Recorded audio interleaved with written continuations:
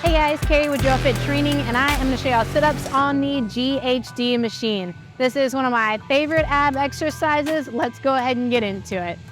You want to start by moving this back foot platform far enough up to where your butt rests, just like right on the back side of this padding. Whenever you get in, you feel very secure.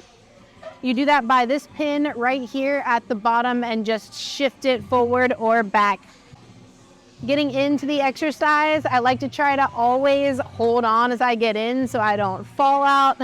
Put one foot in and then put the other foot in. The tops of your feet should rest against these foam rollers, and then scoot your butt back to where you feel nice and pressed against this pad. Now I feel very secure as I'm going to go through the movement, and I can really focus a lot on my abs.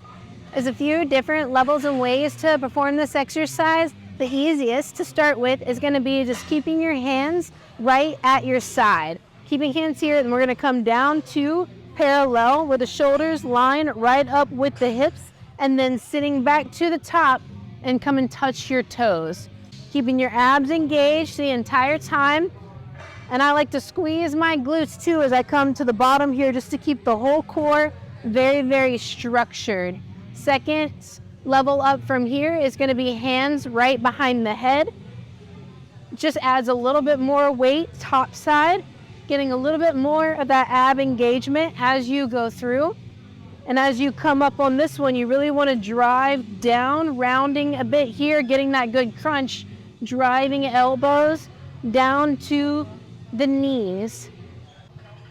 One little addition to this move is coming up and touching the alternate toe. Come down, switch hands, and touch the opposite side of the toe. That's going to add in a little bit of those obliques as you're going through the whole movement. Now there's one more advanced way on top of this.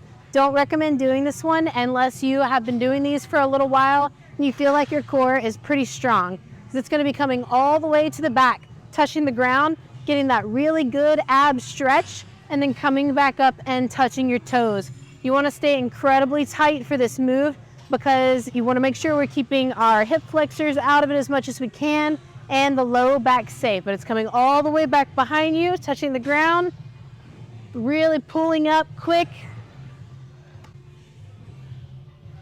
and touching the toes.